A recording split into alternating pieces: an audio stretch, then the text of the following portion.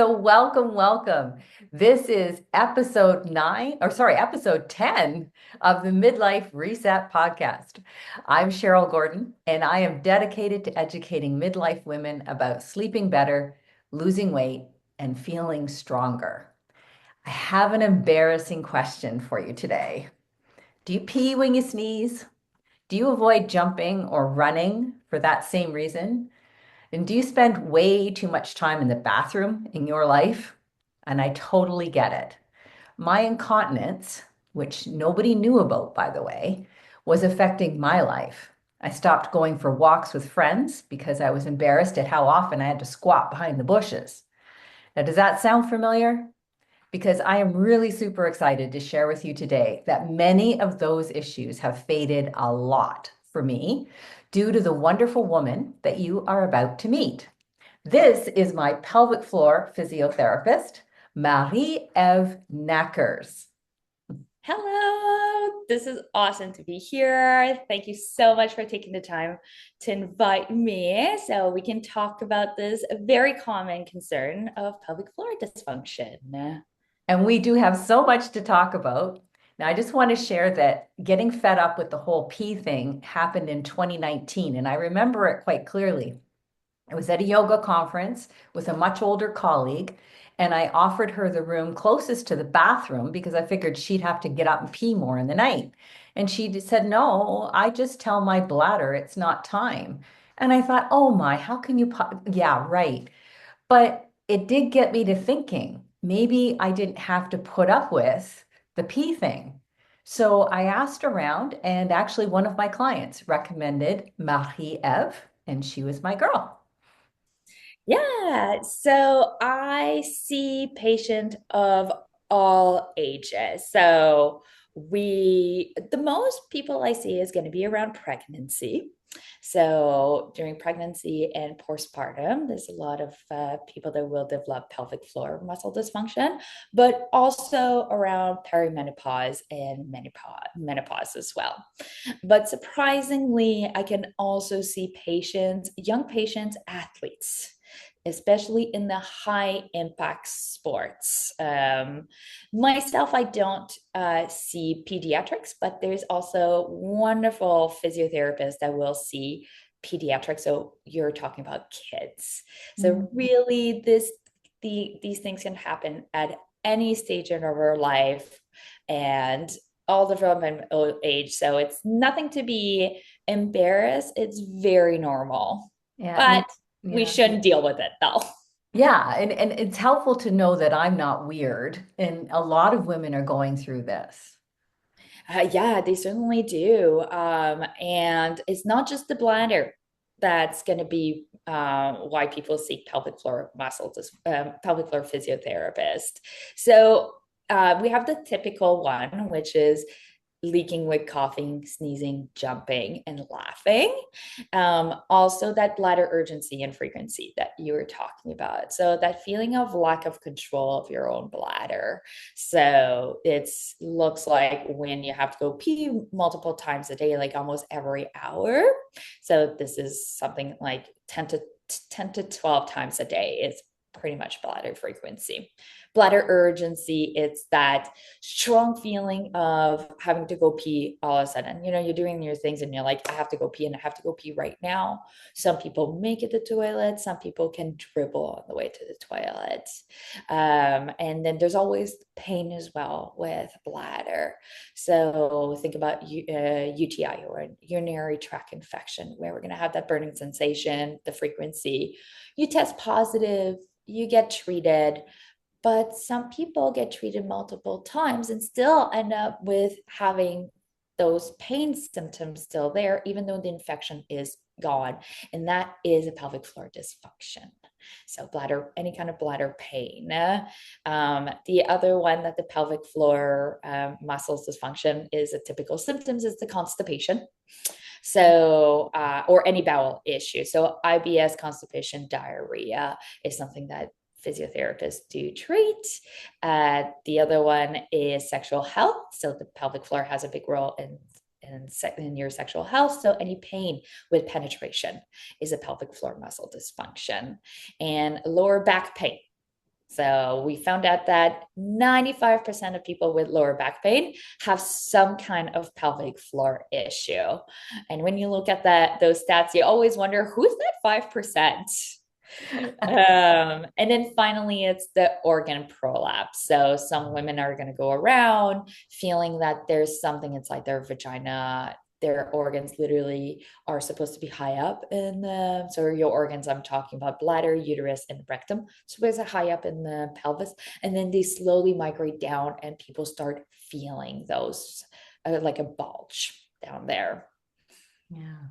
And you were mentioning sometimes if you seek treatment from a normal GP, they might not take that too seriously. Yeah, we were just chatting about that because Mhm. people think that a prolapse, like when I describe it, ooh, that's going to be very painful and discomfort. Actually, it's no pain with a prolapse, but that's kind of why you're getting dismissed most of the time in the medical world because if it's benign, it's just an organ in the vagina, so it tends to not affect that much in terms of medical concerns, but it affects the women in very subtle ways that does affect her daily life. Like you're going to have more concern, like it's going to be harder for you to pee, it's going to be harder for you to have a bowel movement, and the feeling that is described, and it's a little bit different from everyone, but it's as if you, when you put a tampon in and you don't put it quite right, and it has that sensation at the entrance of the vagina, and it's not quite painful, but it's very uncomfortable. Like you're like, I can't think of anything else than that discomfort. And women, and it happens quite often. It's 50% of women after 50 year olds that have it. So That's you a go see high your doctor. percentage. It's a Yeah. higher percent. So you go see your doctor, you're like, oh my God, I think there's something falling out of my vagina. And the doctor is like, oh, it's just a prolapse. Meanwhile, well, it takes over your day, right? And it's very distressing for the Yeah. women. Marie-Eve, you're talking about women over 50, and that's who I talk to a lot. And we already have enough troubles with sex as it is, with all of our hormones Right? going crazy. Now you're going to tell me that, like my bladder's in my vagina. Where's there room to have sex now? Yeah, yeah. And that's one of the questions that people ask me, like, can I have sex? Like, am I going to make it worse? And you can't find those answers. Yeah. Like you have to come and see me. And um, physiotherapists, we're all over the place, and pelvic floor physiotherapy is more and more accessible, but it shouldn't have to fall on you having to look for me specifically to know what to do I know. when something like that happens. Yeah, but you really do need, and I think we're talking about how widespread the need for pelvic floor physiotherapy is. So seek medical help and go to a pelvic floor physiotherapist because your services are covered by third-party insurance, right? By benefits, right, Yes, Maria? yes, Yeah. yes, they are. And it really doesn't take, it's a lot of education and exercise. Mhm. So it's very self-managed. Yeah, yeah. Like, hey, this is happening. This is how you treat it, and this is what you need to And do. so the awareness is the first piece. I'm going to talk Yes, more about that. And I did not have third-party insurance. I paid out of pocket for yes, Marie-Eve's services, and it was worth every penny. In all fairness, it took months, even after I stopped seeing you, Marie-Eve, maybe even a year or two to feel real benefits. But I am back to hiking with friends and things right? like the long drive. For example, when we go to Florida, I used to always have to have the pee bucket in the back seat. But Yeah. these are the things that really made a difference to me. And I'm sure there's a lot of other benefits, Maria. What do your other clients say?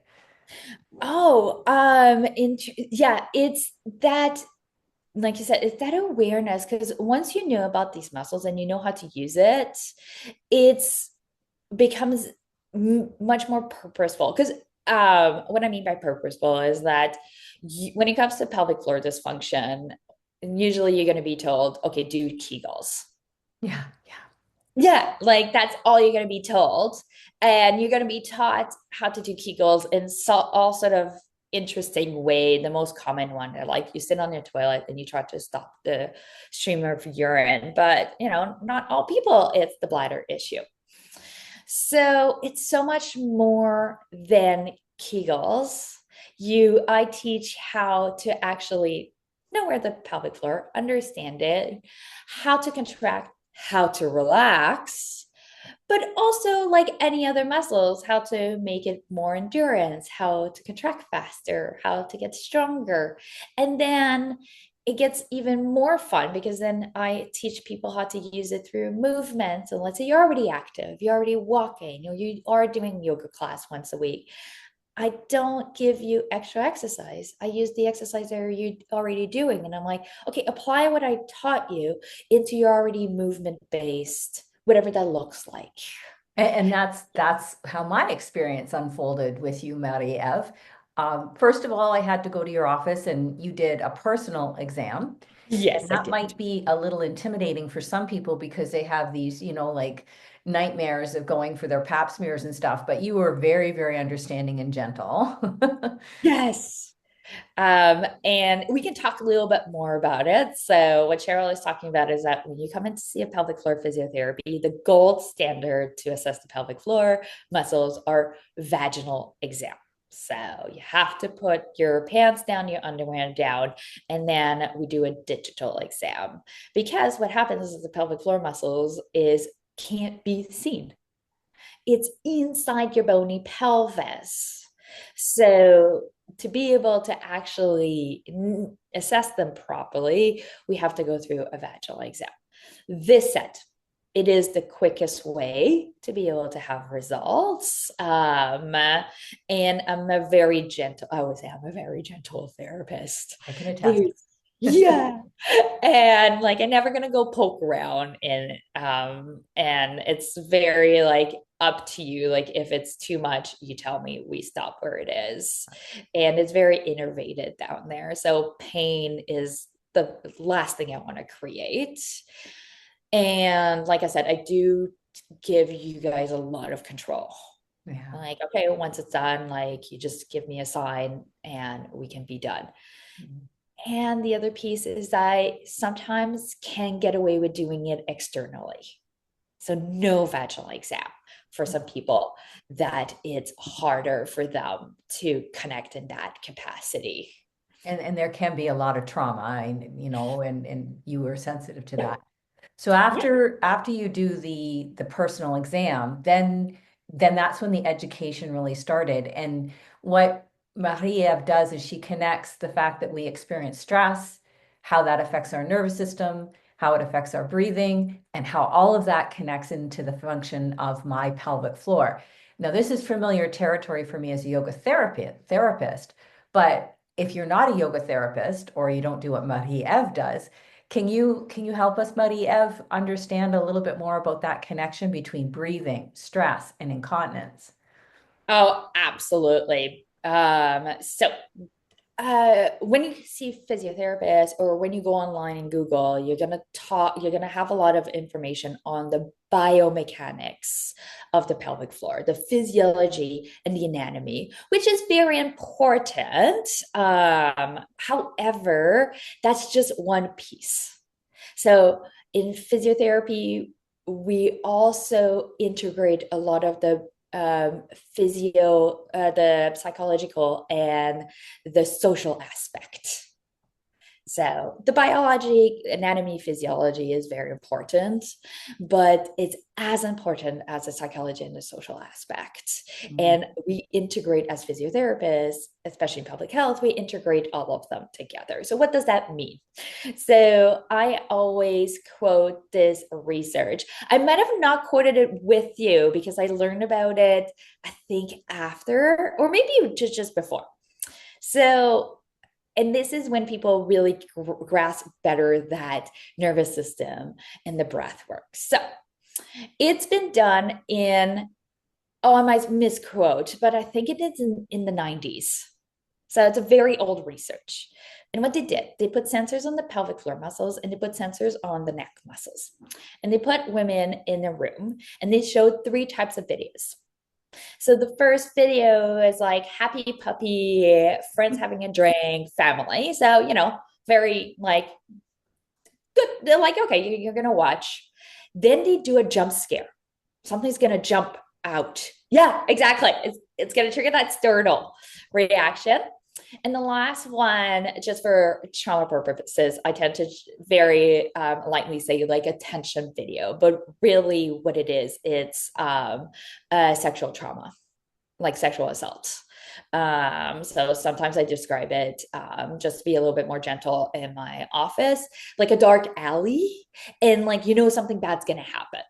So yeah, exactly. So people are like watching this, they're like, this is not a good situation. I don't want to be here. Get me out of this chair. So what we found out, and they were filming the women, and the jump scared. Before you blink your eyes, your pelvic floor is already contracted. And for the tension videos, before your shoulder tenses up, like, get me out. Yeah, exactly. Get me out of here. I don't like this. Your pelvic floor is already contracted. So, what they concluded is that the pelvic floor muscle is, in terms of evolution, is very important. So when you kick in fight or flight, your pelvic floor contracts because it's not a good time for you to have babies. But in terms of as a clinician, it means every time you're stressed, your pelvic floor clenches. And I always say it doesn't matter if it's good stress or bad stress, it will clench. Yeah. And I always notice that's what you found when you did my exam, was Yes. that Yeah. one side in particular was chronically contracted. And I always find that I have less control or less success with these kinds of things in the end of the day when I'm becoming more and more fatigued throughout the day. Yes. Yeah. Because you don't have the capacity to connect as much. Hmm. I'm Yeah. overburdened. So awesome, awesome. So let's talk about the P journal. That's our next Yeah. topic. So that's the awareness piece, right? Yes, exactly. So we're always taught to give our patient a pee journal.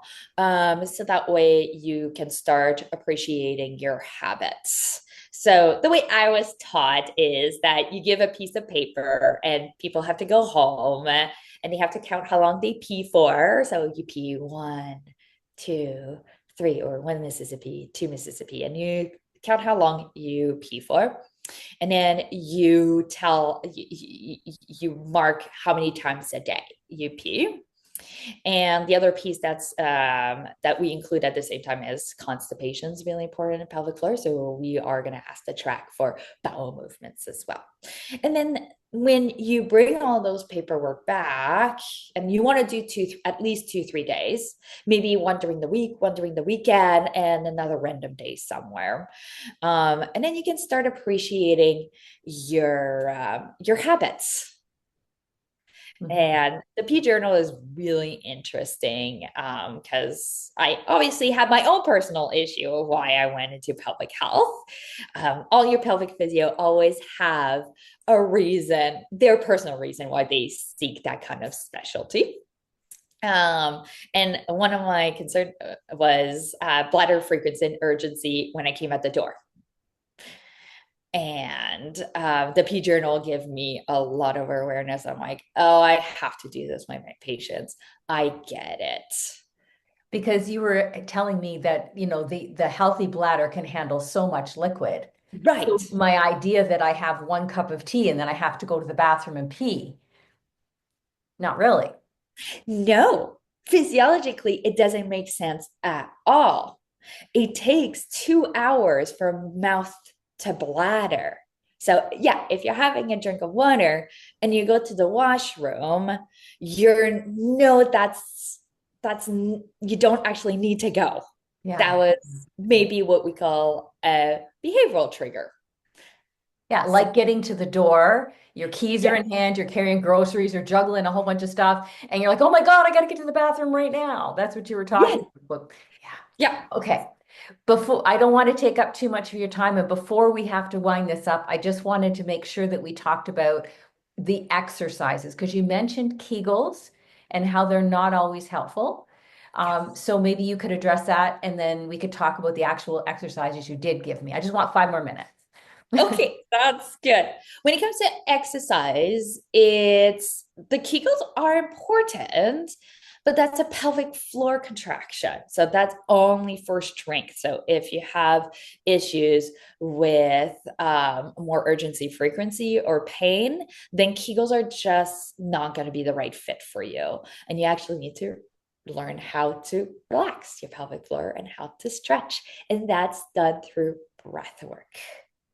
So the And pelvic, some movement, yes. And movements. Yes, like exactly. cat cow. Yes, cat cow is one of them. Yeah.